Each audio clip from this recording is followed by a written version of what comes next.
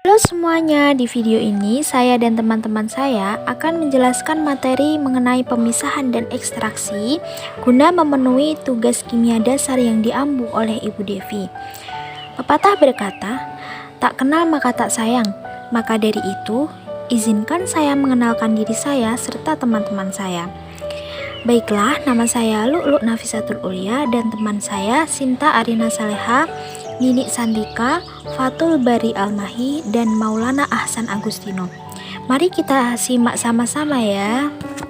Kali ini kami akan membahas dua materi, yaitu pemisahan dan ekstraksi.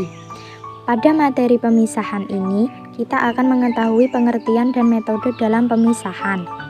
Materi yang kedua akan membahas tentang ekstraksi, yang mencakup tentang pengertian, tujuan, metode, teknik, faktor-faktor, jenis-jenis, dan pembagian ekstraksi.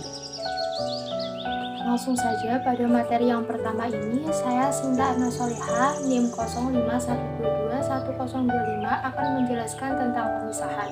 Sebenarnya apa sih pemisahan itu?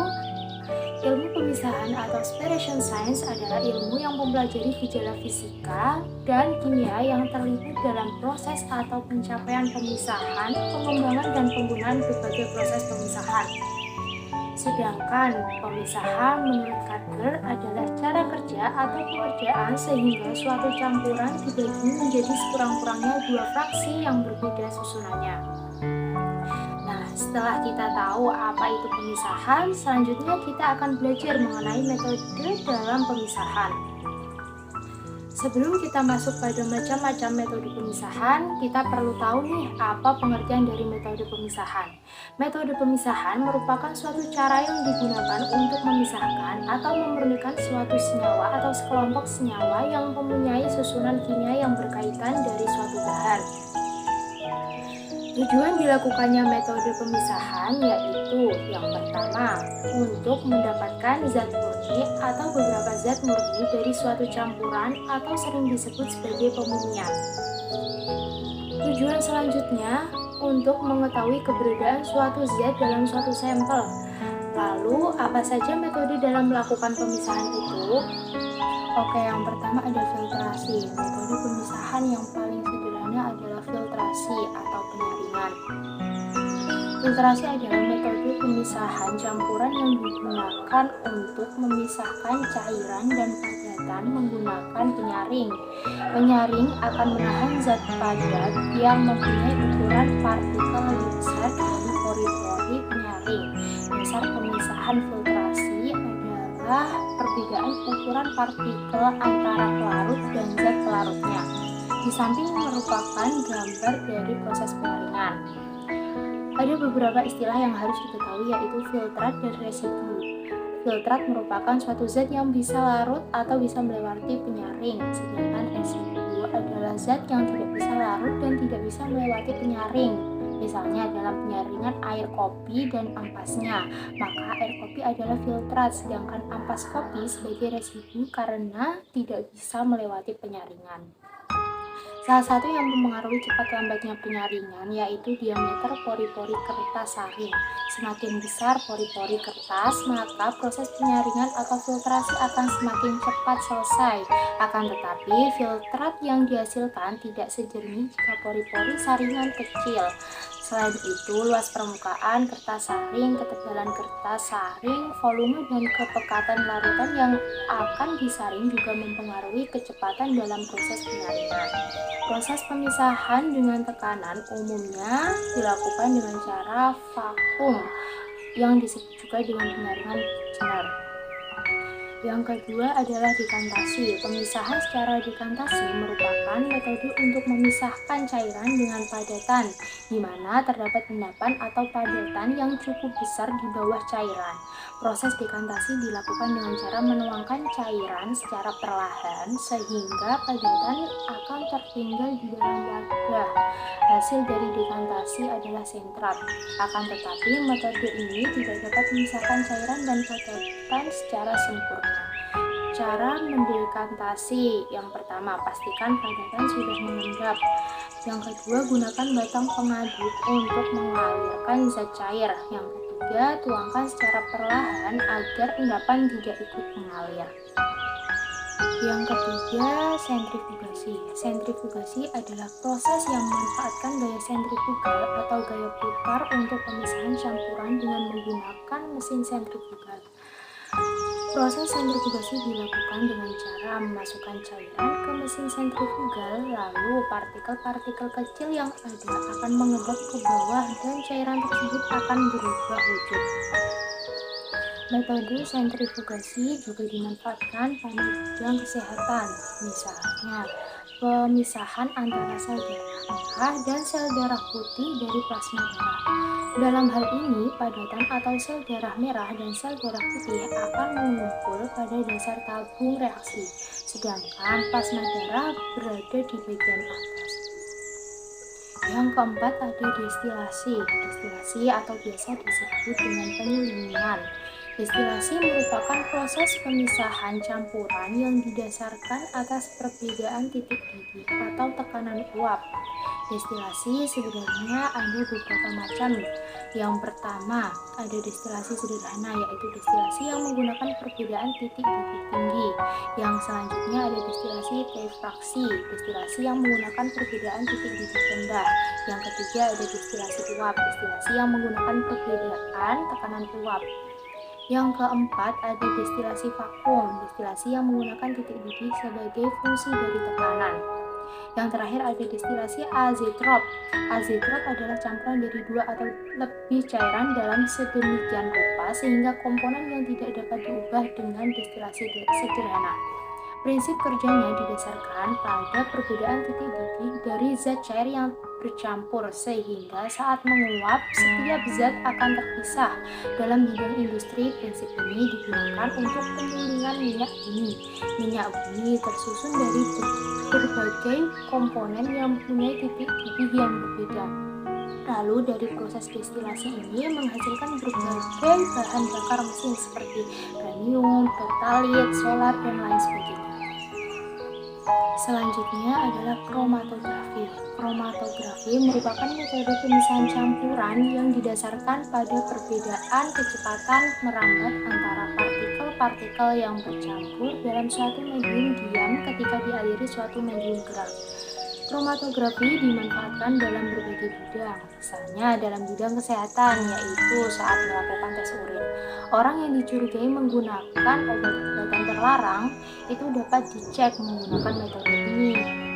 Nah, jadi pengecekan menggunakan kromatografi pada umumnya untuk mengidentifikasi suatu zat yang berada pada suatu campuran. Jenis kromatografi yang banyak digunakan adalah kromatografi kertas. Yang keenam ada sublimasi. Prinsip kerja metode pemisahan campuran dengan cara sublimasi didasarkan pada campuran zat yang memiliki suatu zat yang dapat menyublim. Menyublim itu adalah perubahan wujud padat menjadi gas, sedangkan zat yang lainnya tidak dapat menyublim. Kita ambil contoh sublimasi antara yodium dan kamper. Yang pertama dilakukan adalah dengan melakukan pemanasan sehingga zat akan menguap, lalu di atas wadah ditutup agar uapnya tidak hilang, karena uap tersebut yang akan menghasilkan kristal. Kristal yang diperoleh akan lebih murni. Yang terakhir ada ekstraksi. Ekstraksi merupakan proses pemisahan berdasarkan kelarutan atau kepolaran suatu zat terhadap dua pelarut yang berbeda.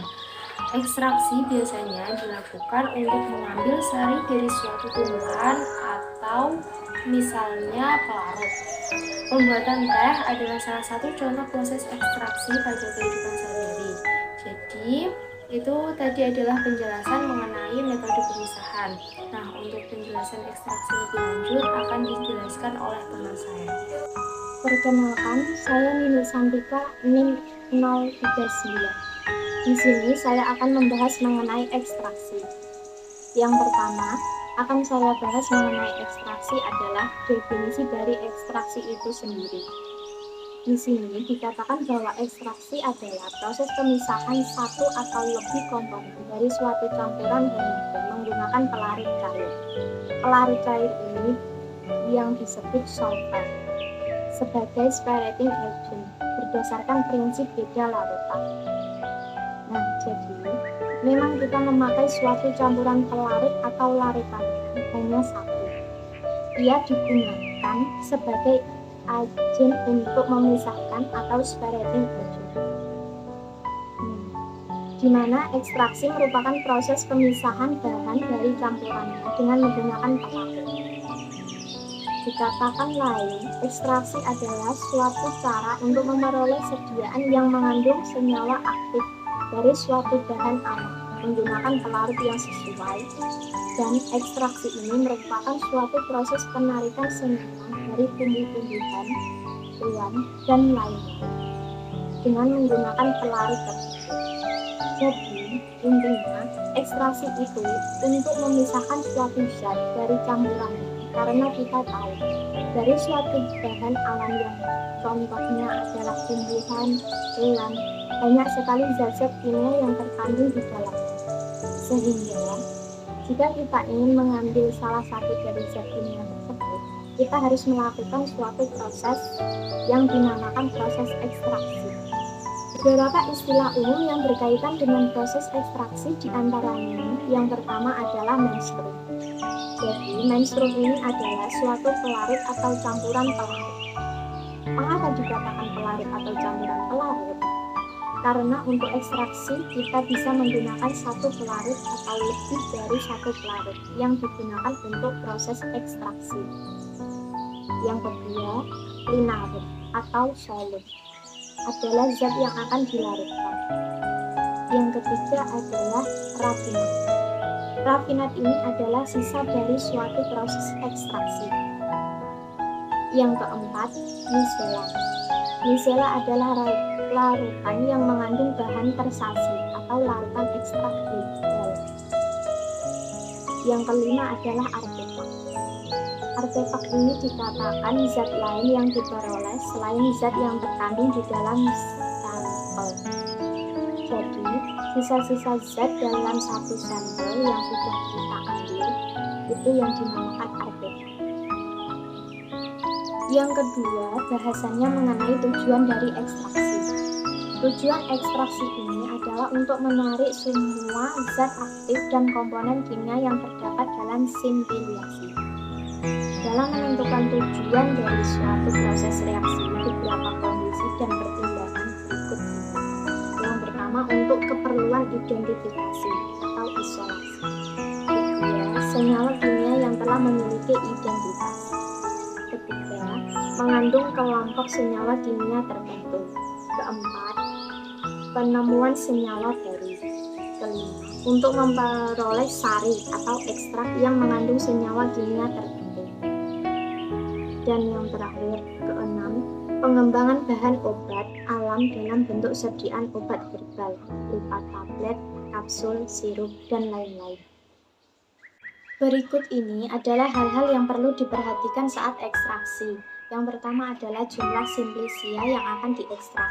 Jangan sampai simplisia yang akan diekstrak ini melebihi volume atau wadah yang kita gunakan. Kemudian melihat dari derajat kehalusan simplisia.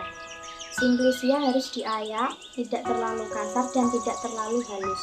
Mengapa demikian? Karena jika terlalu kasar, nanti luas permukaannya itu akan sedikit, sehingga kontak antara pelarut dengan simplisia ini akan kecil, yang menyebabkan tidak maksimalnya proses ekstraksi. Kemudian ketiga adalah jenis pelarut yang digunakan dalam ekstraksi. Ada nonpolar, lalu semipolar, dan polar. Jangan sampai kita ingin menargetkan suatu senyawa dan satu tumbuhan senyawa tersebut memiliki sifat polar, tetapi kita mengekstraksi dengan senyawa yang non-polar. Yang keempat adalah waktu ekstraksi. Jangan sampai waktu ekstraksi ini melebihi batas waktu yang telah ditentukan. Jika melebihi batas, maka ekstraksi akan mengalami kejenuhan dan tidak akan terjadi proses penarikan zat oleh suatu pelarut dengan maksimal, karena pelarut tersebut sudah jenuh, sudah terlalu banyak metabolis sekunder di dalamnya. Bagaimana caranya? Yaitu dengan waktu yang sudah ditentukan, misalnya dalam waktu 3 kali 25 jam. Kemudian metode ekstraksi, misalnya dengan cara panas ataupun cara dingin. Jangan sampai misalkan kita ingin menargetkan suatu senyawa dan senyawa tersebut tidak tahan panas, tapi kita menggunakan metode ekstraksi dengan menggunakan panas. Jika ini terjadi, nanti target senyawa kita akan rusak ketika proses ekstraksi terjadi. Dan kemudian yang terakhir adalah kondisi proses ekstraksi. Maserasi adalah metode ekstraksi dengan cara merendam sampel dengan pelarut atau dengan pengadukan. Yang kedua adalah perkolasi. Perkolasi adalah cara penyaringan yang dilakukan dengan mengalirkan cairan penyaring melalui serbuk samplisia yang telah dibasahi. Yang ketiga adalah reperkolasi. Reperkolasi adalah hasil perkolasi digunakan untuk melarutkan sampel dalam perkulator sampai senyawa kimia terlarut. Yang terakhir adalah diakolasi. Hasil perkolasi dengan penambahan tekanan udara. Ekstraksi khusus yaitu sokletasi, arus balik, dan ultrasonik. Sokletasi adalah metode ekstraksi secara berkesinambungan untuk melakukan sampel kering dengan pelarut bervariasi. Sedangkan arus balik yaitu metode ekstraksi dengan berkesinambungan di mana sampel dan pelarut saling bertemu melalui gerakan aliran yang berlawanan. Yang terakhir yaitu metode ultrasonik. Metode ekstraksi dengan menggunakan alat yang menghasilkan frekuensi bumi atau getaran antara 25 sampai 100 kHz. Ekstraksi umum adalah yaitu reflux. Reflux adalah metode ekstraksi yang membutuhkan pemanasan pada proses-prosesnya. Teknik-teknik ekstraksi. Dalam proses ekstraksi terdapat teknik-teknik ekstraksi yaitu yang pertama, ekstraksi bertahap. Ekstraksi bertahap, pada ekstraksi tersebut digunakan alat-alat yang umumnya digunakan adalah sorong pisah. Yang kedua, ekstraksi kontinu. Ekstraksi kontinu ada dua alat, yaitu alat ekstraktor soklet dan ekstraktor Busch. Pada umumnya digunakan pada skala laboratorium. Faktor-faktor yang mempengaruhi laju ekstraksi ada 6, yaitu pertama, jenis pelarut. Yang kedua itu ada suhu. Yang ketiga ada kuantitas pelarut dalam kurung rasio pelarut dan bahan baku. Yang keempat itu ada ukuran partikel. Yang kelima itu ada pengadukan. Dan yang terakhir ada lama waktu ekstraksi. Faktor-faktor yang mempengaruhi diperhatikan dalam pemilihan pelarut pada umumnya dipengaruhi oleh berikut ini. Yang pertama itu ada memiliki daya larut yang selektivitas terhadap solut yang tinggi. Pelarut harus dapat melarutkan komponen yang diinginkan sebanyak mungkin dan sedikit mungkin melarutkan bahan pengotor. Yang kedua, bersifat iner terhadap bahan baku sehingga tidak bereaksi dengan komponen yang akan diekstrak. Yang ketiga, tidak menyebabkan terbentuknya emulsi. Yang keempat ada kerapatan, terutama pada ekstraksi cair sedapat mungkin terhadap perbedaan kerapatan yang besar antara pelarut dan bahan ekstraksi. Yang keempat, ada reaktivitas. Pada umumnya pelarut tidak boleh menyebabkan perubahan secara kimia pada komponen-komponen bahan ekstraksi. Yang kelima, titik didih. Hal ini dikarenakan ekstrak dan pelarut biasanya harus dipisahkan dengan cara penguapan, destilasi atau rektifikasi. Maka titik didih kedua bahan baku itu tidak boleh terlalu dekat. Yang keenam, ada tidak korosif. Yang ketujuh itu tidak beracun. 8, tidak mudah terbakar. Dan yang kesembilan, stabil secara kimia dan termal. Yang ke-10, tidak berbahaya bagi lingkungan sekitar. Yang ke-11, memiliki vikositas yang rendah sehingga mudah untuk dialirkan.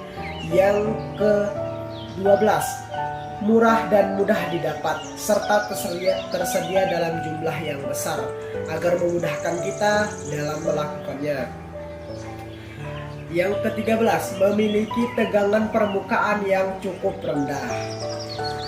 Berikut ini jenis-jenis ekstraksi. Itu terdapat 4, yaitu yang pertama, berdasarkan bentuk substansi dalam campuran. Yang kedua, berdasarkan penggunaan panas. Yang ketiga, berdasarkan proses pelaksanaan. Dan yang keempat, berdasarkan metode ekstraksi. Yang pertama, ekstraksi padat cair. Ekstraksi padat cair atau leaching adalah proses pemisahan suatu zat terlarut yang terdapat dalam suatu padatan yang mengentakkan padatan tersebut dengan pelarut solvent sehingga padatan dan cairan bercampur dan kemudian zat terlarut terpisah dari padatan karena larut dalam pelarut. Pada ekstraksi padat cair terdapat 2 fase, yaitu fase underflow ekstrak dan fase underflow raffinat atau ampas. Metode yang digunakan untuk ekstraksi yang ditentukan oleh banyaknya zat yang larut, penyebarannya dalam padatan, sifat padatan, dan besarnya partikel. Yang kedua, ekstraksi cair-cair. Ekstraksi cair-cair adalah ekstraksi yang digunakan jika pemisahan campuran dengan cara destilasi tidak mungkin, misalnya karena pembentukan azeotrop atau karena kepekaannya terhadap panas. Pada ekstraksi cair-cair, suatu komponen bahan atau lebih dari suatu campuran dipisahkan dengan bantuan pelarut. Ekstraksi cair-cair digunakan bila pemisahan campuran dengan cara destilasi tidak mungkin dilakukan. Berdasarkan penggunaan panas. Berdasarkan penggunaan panas memiliki 2, yakni ekstraksi dingin dan ekstraksi panas. Ekstraksi dingin sendiri memiliki 2 bagian, yaitu maserasi dan perkolasi. Ekstraksi panas sendiri memiliki 7, yaitu reflux, sohlet, digesti, infus, dekok, seduhan, dan destilasi. Berdasarkan proses pelaksanaan memiliki 2, yaitu pertama, ekstraksi berkesinambungan. Ekstraksi berkesinambungan pada proses ekstraksi ini proses yang sama dipakai berulang-ulang sampai proses ekstraksi selesai. Jadi dalam suatu bahan, bahan itu akan digunakan secara mengulang sampai ekstraksi itu selesai. B. Ekstraksi bertahap. Dalam ekstraksi ini, pada setiap tahap, ekstraksi selalu dipakai pelarut yang selalu baru sampai proses ekstraksi selesai. Jadi setiap langkah dan setiap ini yang ada di ekstraksi ini, dia harus menggunakan sampel yang baru. Dan yang terakhir, berdasarkan metode ekstraksi. Ekstraksi tunggal. Melarutkan bahan yang akan diekstrak dengan suatu jenis pelarut.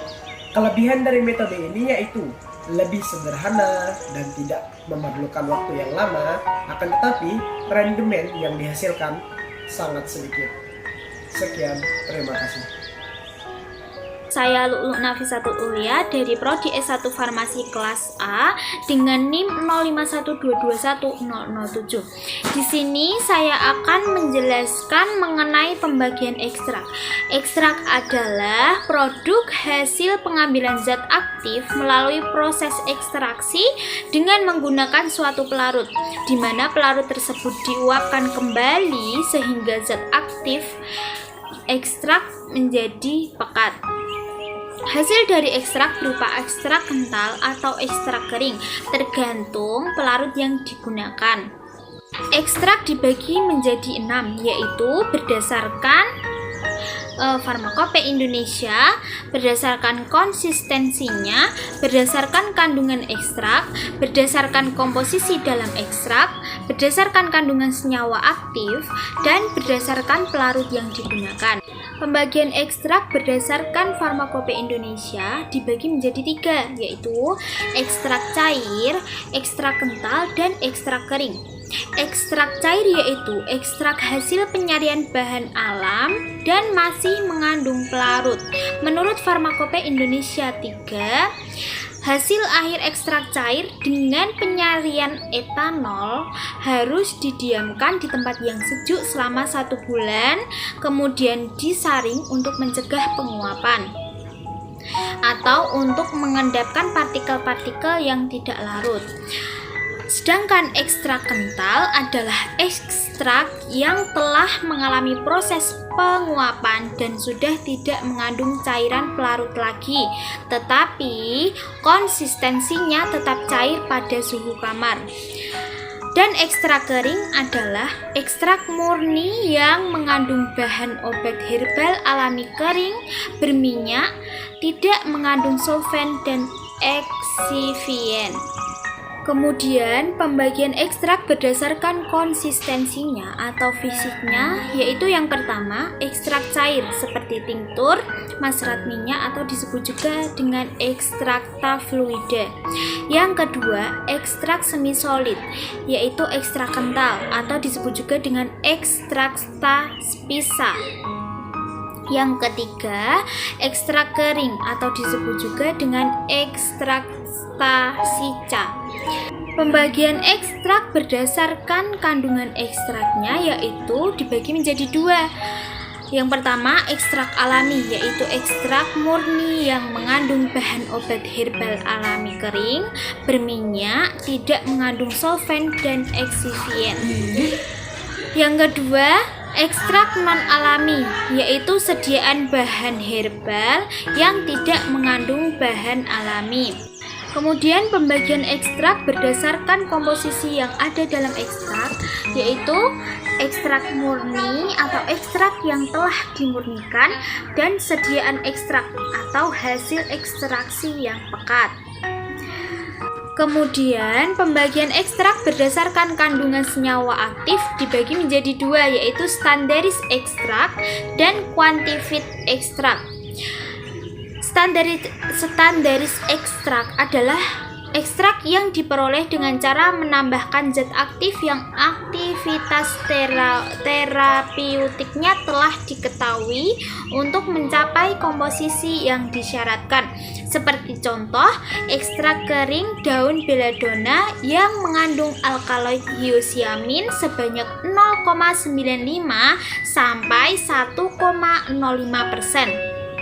Kemudian quantified ekstrak merupakan ekstrak yang diperoleh dengan cara mengatur kadar senyawa yang telah diketahui aktivitas farmakologinya agar memiliki khasiat yang sama.